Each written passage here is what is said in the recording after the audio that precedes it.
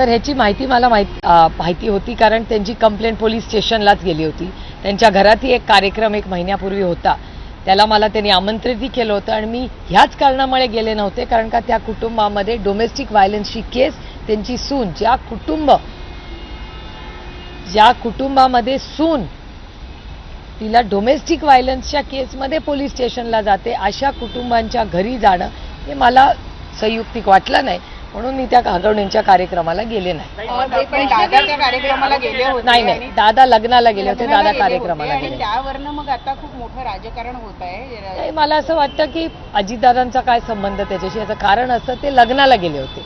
लग्नाला ते गेले होते तेव्हा त्यांनी थोडी माहिती होतं की हे सगळं चाललंय. मी 1 महिन्यापूर्वीची गोष्ट सांगते. 1 महिन्यापूर्वी ही केस आली होती आणि अर्थातच माझ्या लोकसभा मतदारसंघात कुठल्याही महिलेवर अत्याचार होत असेल तर त्याची दखल घेणं ही माझी स्वतःची नैतिक जबाबदारी, कारण का मी तिथली स्थानिक लोकप्रतिनिधी आहे.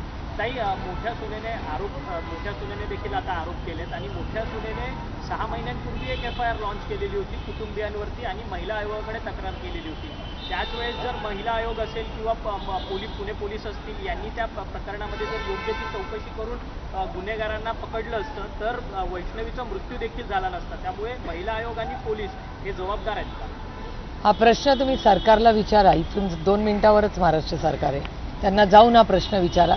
कारण सातत्याने महिलांवर होणारे अत्याचार आणि महाराष्ट्रात वाढणारी गुन्हेगारी, मला वाटतं काल तुमच्याच चॅनलवर बातमी होती की आज महाराष्ट्राचे माननीय मुख्यमंत्री बीडबद्दल, तिथल्या क्राईमबद्दल आज एक मीटिंग घेणार होते. तर माझा विश्वास आहे की माननीय मुख्यमंत्र्यांनी आज हुंड्यावर एक स्ट्रॉंग स्टेटमेंट केलेलं आहे, मी त्याचं स्वागत करते. पण अशा या ज्या घटना आहेत आणि त्याच्यात मग वेळेवर पोलीस यंत्रणेने किंवा प्रशासनाने काही निर्णय घेतला नाही, हा प्रश्न मला विचारण्याऐवजी तुम्ही माननीय मुख्यमंत्र्यांना आणि त्यांच्या यंत्रणेला विचारला पाहिजे. पहिल्या सुनेची तक्रार जी आहे ती सुद्धा घ्यायला खूप उशीर लावला. त्याच्यात सुद्धा पोलिसांच्या वतीनं हयगय करण्यात आलेली होती. तर पोलीस सुद्धा संवेदनशील नाही आहेत का असल्या मुद्द्यांवर? का त्यांना राजकीय वरदहस्त असल्यामुळं ते इतका वेळ लावतात एखादी तक्रार नोंदवून घ्यायला? नाही, ह्या केसमध्ये काय म्हणजे उशीर कशामुळे झाला हे मला सांगता येणार नाही, पण मी माहिती त्याची मागितली आहे पोलीस यंत्रणेकडून. पण एक गोष्ट प्रकर्षाने जाणवते की अनेक कुटुंबांमध्ये ह्या घटना होत असतात आणि जेव्हा पोलीस स्टेशनला जातात, आता तो भरोसा सेल वगैरे खूप चांगल्या यंत्रणा अनेक वर्षाच्या पोलीस यंत्रणेतून झालेल्या आहेत, निर्माण झालेल्या आहेत. म्हणजे जेव्हा महिलांच्यासाठी आरक्षणाचा निर्णय आदरणीय पवारसाहेबांनी घेतला त्यावेळीच हे सगळे कौटुंबिक हिंसाचार वगैरे सगळे विषय त्या काळात, त्याला 30-35 वर्ष झाली, ही महाराष्ट्रामध्ये प्रशासनाने घेतलेले निर्णय आहेत. आणि अनेक त्याच्यानंतर जी सरकार आली, प्रत्येक सरकारने त्याच्यात चांगले बदल सुचवले आणि त्याची अंमलबजावणी झाली. पण हे दुर्दैव आणि धक्कादायक आहे, जर एखाद्या पोलीस यंत्रणेवर जर असा राजकीय दबाव घेऊन मुलीची हत्या होत असेल तर हे खूप आपल्या समाज म्हणून आपल्याला लाजवणारी गोष्ट आहे आणि महाराष्ट्राला न शोभणारी आहे. पदाधिकारी म्हणून त्यांच्यावर सुद्धा, म्हणजे त्यांच्या सासरे असतील किंवा नवरा असेल, त्यांच्यावर सुद्धा ताबडतोब कारवाई करणं अपेक्षित होतं का? म्हणजे मला वाटतं त्यांच्या हजारो कार्यकर्ते असतात, हजारो पदाधिकारी असतात, परंतु जेव्हा अशी एखादी घटना घडते तर पक्षाच्या वतीनं सुद्धा ताबडतोब कारवाई करणं गरजेचं. मला वाटतं त्यांच्या पक्षाने केली वाटतं कारवाई. तुमच्या चॅनलवर मगाशी आलं होतं. पण मला काळजी एकाच गोष्टीची आहे की पक्षाने केली, माननीय मुख्यमंत्र्यांचं स्टेटमेंट आलं, या सगळ्या चांगल्या गोष्टी आहेत.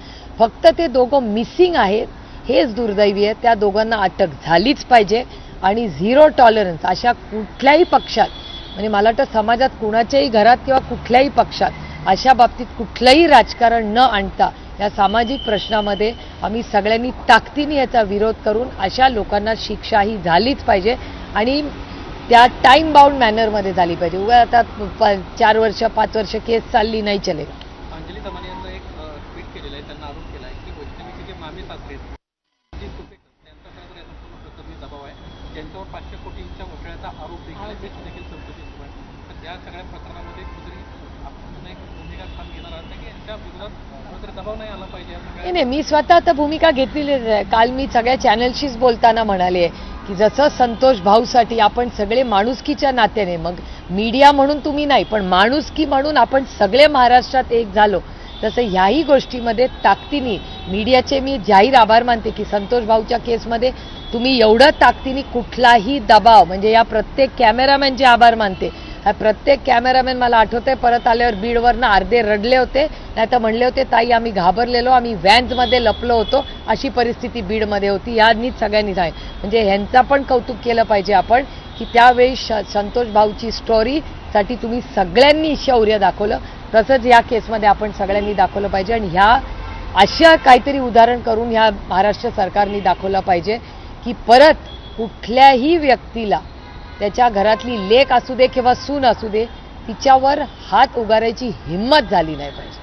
अजित पवार पुण्यामध्ये एक मिनिट त्यांना काहीतरी प्रश्न विचार. अजित पवार पुण्यामध्ये भाषण करताना असं म्हणाले की अशा प्रवृत्तीची लोक माझ्या पक्षामध्ये नको आहेत. तर कोणत्याही राजकीय पक्षामध्ये पक्षप्रवेश होत असताना किंवा राजकीय नेते विविध कार्यक्रमांना जात असताना म्हणजे काही फिल्टर्स लावले गेले पाहिजेत का की कोणत्या कार्यक्रमाला जायचंय किंवा मग कोणाला पक्षामध्ये घ्यायचं आहे, अशी काही फिल्टर लावण्याची गरज आहे? फिल्टर्स म्हणजे साधारणपणे आम्हाला माहिती असतेच. म्हणजे आता मी का नाही हागवणींच्या कार्यक्रमाला गेले, कारण का तो माझा स्वतःचा मतदारसंघ आहे आणि ही केस आलेली मला माहिती होती. म्हणून मी त्यांना कळवलं की बाबा ज्या कुटुंबामध्ये अशा घटना झाली आहे, मोठी सून कोर्टात आपलं पोलीस स्टेशनला गेली, अशाकडे मला जायची इच्छा नाही, कारण काही चुकीचं आहे. पण प्रत्येक वेळी सगळ्यांना माहितीच नसतं ना प्रत्येकाच्या घरातली. अनेक वेळा आमच्या सगळ्याच पक्षाचे नेत्यांचे लोकांबरोबर फोटो काढले जातात. काय कधी कधी आम्ही एअरपोर्टला असतो, एअरपोर्टला ट्रेन स्टेशन असेल, बस स्टँड असेल, आम्ही अनेक ठिकाणी जातो. मी सकाळी रोज वॉकला जाते कुठेही शहरात असेल, कोणी माझ्यावर फोटो काढतो आणि मी हो म्हणते, कारण की शेवटी ते महाराष्ट्राचे किंवा देशाचे नागरिक आहेत. आम्हाला काय माहिती त्याचे काय केसेस आहेत, त्याच्यामुळे इतका हार्ड अँड फास्ट ते करता येणार नाही. आम्ही शेवटी लोकप्रतिनिधी आहोत, सगळ्याच पक्षाचे सगळे लोक. मला एवढा विश्वास महाराष्ट्राच्या सगळ्याच पक्षांवर आहे की जिथे एखाद्या सुनेवर अशी म्हणजे अशी एवढी क्रूर घटना घडेल, महाराष्ट्रातला कुठलाही राजकीय पक्ष हे सहन करणार नाही. एवढा माझा महाराष्ट्रातल्या मायबाप सगळ्या पक्षांवर तेवढा माझा विश्वास आहे. ताई, आता ते बाळ जे आहे त्या छोट्या बाळाच्या कस्टडीचा प्रश्न निर्माण झालेला आहे. खरं तर त्याला त्याच्या नानी आजोबा जे आहेत, आजी आहेत, त्याच्याकडे देण्याचा प्रयत्न चाललेला आहे. परंतु अशा केसेसच्या संदर्भामध्ये किंवा आता त्या लहान बाळाच्या कस्टडीला घेऊन आपली काय प्रतिक्रिया, कशा पद्धतीनं येत्या काळात? नाही, प्रतिक्रिया नाही, अतिशय संवेदनशीलपणे त्या बाळाचं बघायला लागेल. कारण का आगवणे फॅमिली तर इधर ॲब्स्कॉन्डिंग आहे किंवा जेलमध्ये, आणि त्या संस्कारात एखादं मूल ठेवायचं म्हणजे बापरे, म्हणजे हिंमतच होणार नाही कुणाची. त्याच्यामुळे हे शेवटी त्या मुलाचं सगळं, त्या बाळाचं सगळं त्या आजी आजोबांनाच करावं लागेल.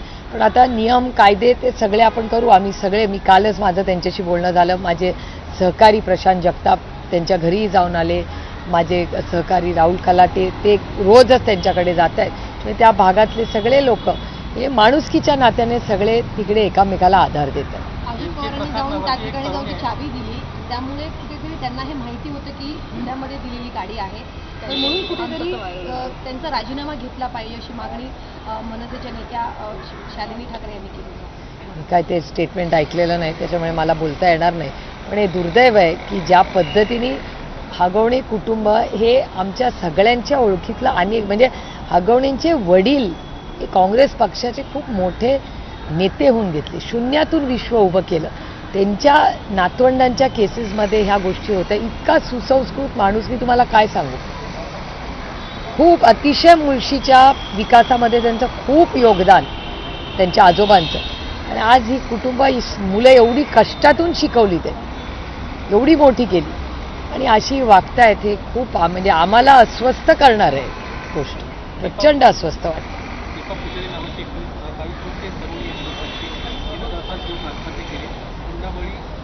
एक प्रकार असलेला देखील पोलिसांना गुन्हा दाखल करून घेतलेला आहे. साधारणपणे 6 तोळे सोनं आणि 10 लाख रुपयांचा मालपान कुटुंबाला गुन्हा केला होता आणि पैशाची अपेक्षा होती आणि त्यामुळे ही आत्महत्या नाही, हा खून आहे. ही आत्महत्या नाहीच आहे. या केसेसमध्ये मला आय एम कन्व्हिन्स्ड की या आत्महत्या नाही आहेत, ह्या खून आहेत. बळी घेतात या मुलींचा. आणि हुंडा ही प्रथा बंद झालीच पाहिजे, याच्यासाठी कष्टांची पराकाष्ठा करू. पण प्रत्येक घरात वेळ पडली तर जाऊन आपल्या लेकींना त्यांचे अधिकार सांगण्याची वेळ आली. म्हणजे 21व्या शतकात इथे आर्टिफिशियल इंटेलिजन्सबद्दल आपण बोलतोय आणि दुसरीकडे तर आमच्या पोरींच्या हत्या अशा होणार असतील तर या खरंच या विकासाचं काय करू असं कधी कधी अस्वस्थपणा आणि चीड येते अशा वेळेस. काल धुळ्यामध्ये गुलमोहर या शासकीय विश्रामगृहात जवळपास 1.5 कोटींची रोख रक्कम जी आहे ती सापडलेली आहे. आमदार अनिल गोटे, माजी आमदार अनिल गोटेंनी खरं तर त्या विश्रामगृहाच्या बाहेर ठिय्या मांडलेला होता. अंदाज समितीचे जे अध्यक्ष आहेत आमदार अर्जुन खोतकर यांच्या नेतृत्वात जी टीम तिथे जाणार होती आमदारांची, त्यांच्याकरता हे पैसे जे आहेत ते जमवल्याचा आरोप जो आहे तो थेट अर्जुन खोतकरांच्या पियानी पैसे नेऊन त्या रूम मध्ये ठेवले असल्याची आरोप केला गेला आहे. गंभीर आरोप केला अशा पद्धतीने.